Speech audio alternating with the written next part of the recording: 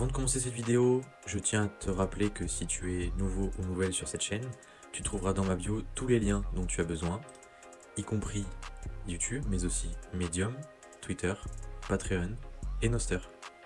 Et non, encore une fois, pas de vignette femme de joie à clic. Ce que je vais te livrer comme information dans cette vidéo est censé, fondé, absolument pas délirant. Je vais te révéler, ou en tout cas réaffirmer, 3 aspects fondamentaux pour percer à l'aide du plus en plus célèbre Apex Predator, j'ai nommé Bitcoin. Premièrement, tu t'en doutes peut-être, c'est d'en posséder. Mais quel montant peut faire la différence au juste? C'est ça la question.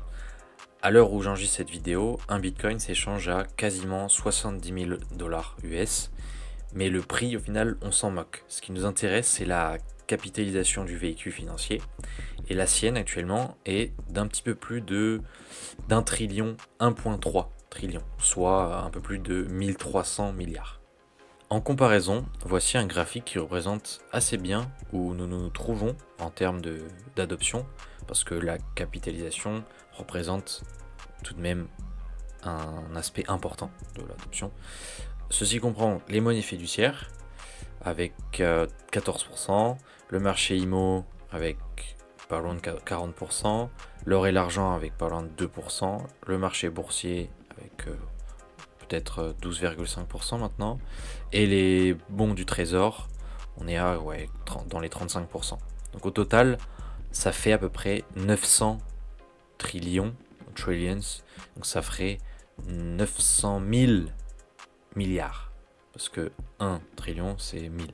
Voilà, donc ça fait quand même quelque chose d'assez important. Au passage, dans cet article, je t'explique pourquoi Bitcoin est supérieur aux monnaies fiduciaires.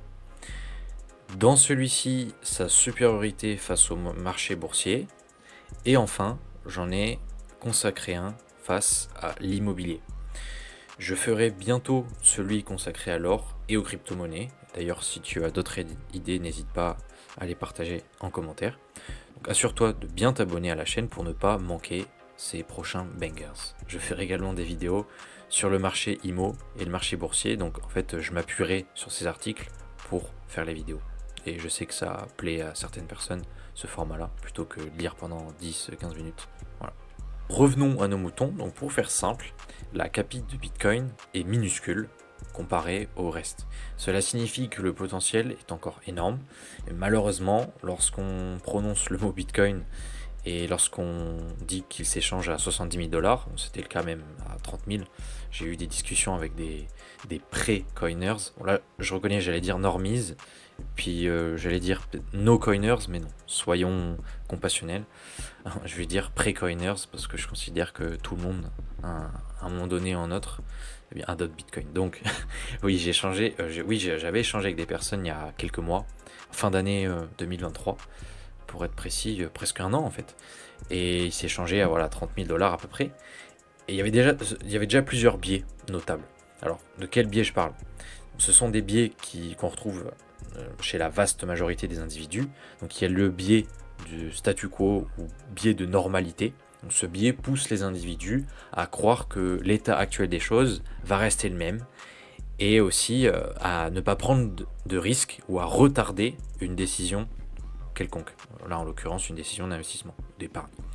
Dans le contexte des actifs comme Bitcoin, eh bien, cela se manifeste par l'idée qu'il a déjà connu son pic de croissance et qu'il est trop tard, tout simplement, pour s'y intéresser. Mais encore une fois, c'est le côté de la capitalisation qui leur est totalement étranger, inconnu. On parle du prix de telle ou telle chose, mais la capitalisation, voilà, c'est quelque chose d'assez abstrait. Et il y en a un autre qui s'appelle le biais d'ancrage, qui fait que les individus se focalisent sur un prix passé, donc par exemple le prix à un moment où il était beaucoup plus bas, et pensent que toute augmentation future est déjà derrière eux, ou derrière elle. C'est pareil pour ce qui est des crashs. Une personne va rester bloquée sur une période baissière, alors que celle-ci est terminée depuis longtemps, et que le prix est maintenant passé à un cap bien supérieur. Donc tout cela freine finalement énormément la compréhension et l'adoption de notre alien Bitcoin. Et personnellement, encore une fois, ouais, je l'ai remarqué que c'était bien souvent pour aussi éviter un passage à l'action et que de toute façon le monde voilà, est contre moi et que je ne peux pas réussir et je suis condamné à être plus ou moins précaire. Voilà, sans déconner, c'est vraiment l'impression que ça me donne. Donc si Bitcoin absorbe ne serait-ce que 5% de la valeur totale des marchés, ça ferait environ 45 000 milliards de capi, 45 trillions. Donc d'après mes calculs, cela ferait un Bitcoin à quasiment 2,5 millions de dollars US. Et ça, c'est sans prendre en compte le bull market multiplier. Je ferai une vidéo sur le sujet et ça, pour le coup, c'est l'aspect, je pense, le plus bullish de l'histoire des marchés, en fait, parce que ça ne concerne pas uniquement Bitcoin. Mais dans le cas de Bitcoin, c'est astronomique. En réalité, ce serait beaucoup plus, car je suppose que l'offre en circulation, dans mon calcul, est de 21 millions de BTC. Or, on est très loin d'avoir 21 millions de BTC en circulation à l'heure actuelle. Mais restons conservateurs. Je ne veux pas te faire avoir peur de manquer le train non plus. Mais allez, un peu plus bullish, un peu plus haussier, si on considère qu'il n'y a que 3 millions de Bitcoin en circulation, ce qui est réaliste au vu des acteurs aussi impliqués et des détenteurs, il faudrait seulement 1% de la capitalisation totale des marchés pour atteindre, grosso modo, 10 000 milliards de capi sur Bitcoin. Et cela donnerait quasiment 3,5 millions de dollars par Bitcoin. Donc avec 45 000 milliards de capi, 45 trillions, un Bitcoin s'échangerait à plus de 15 millions de dollars US.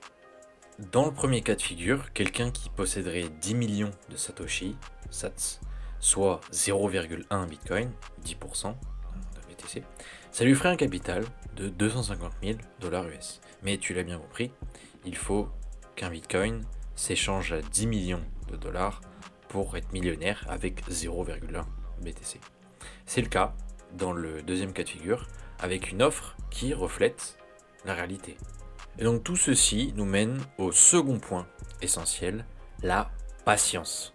Récemment, pour l'anecdote, un ami m'a dit que j'avais un atout que peu de personnes possèdent, et c'est bien ça, c'est bien la patience, et je peux assurément t'affirmer que cela fait la différence. Je l'ai remarqué dans ma propre vie, et c'est un fait.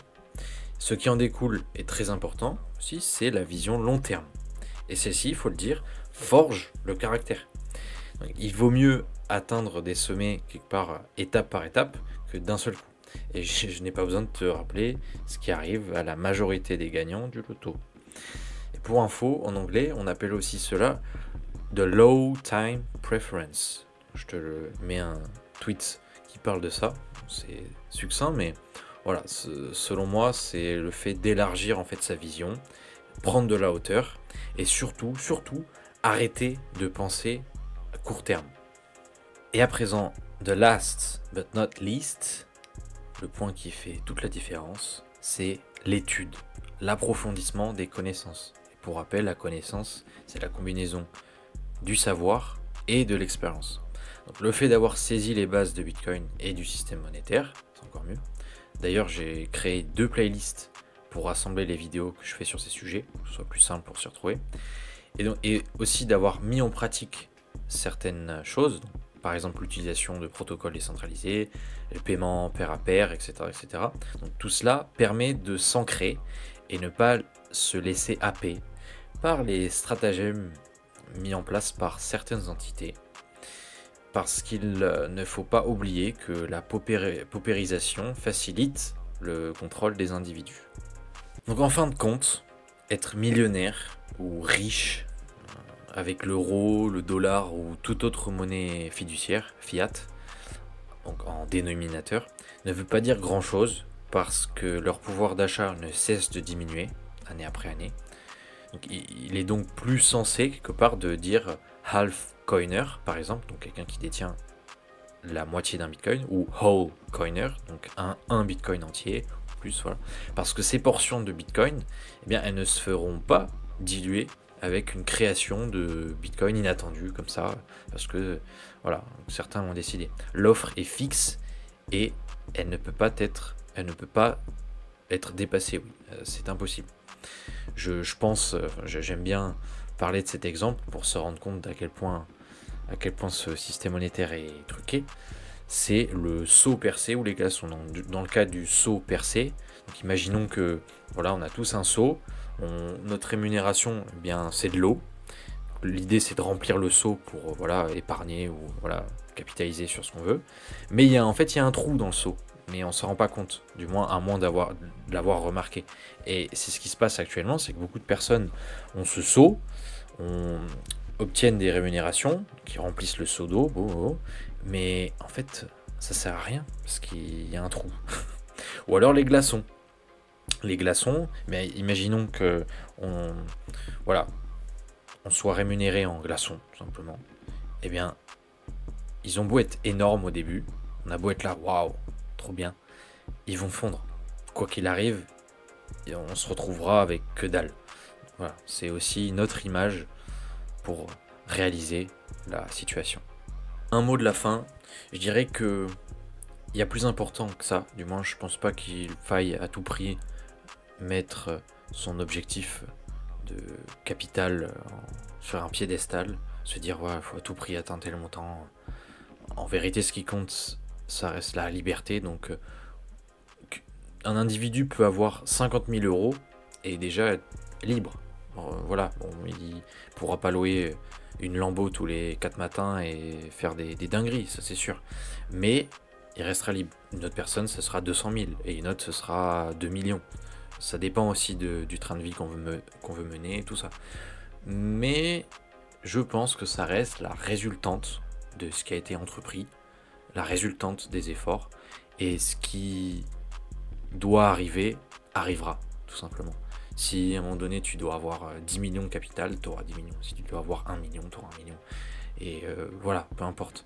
Le tout, c'est de gérer correctement tous ces montants, garder la tête sur les épaules, garder la tête froide aussi, parce que qui sait, tu auras peut-être aussi beaucoup à un moment donné.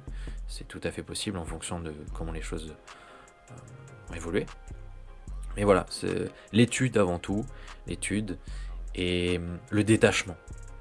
Le détachement, c'est important, de se dire, si demain je suis sous un pont et j'ai du carton en guise de mur, est-ce que j'aurais envie de faire une bêtise ou pas? Ou est-ce que je me dirais, écoute, on va voir comment on peut améliorer les choses. Voilà, c'est ça aussi, c'est l'état d'esprit qu'on développe en fait au cours de cette évolution, au cours des années, quand on commence à approfondir les choses. L'important en fait c'est ça, c'est qui est-ce qu'on devient au fur et à mesure du temps.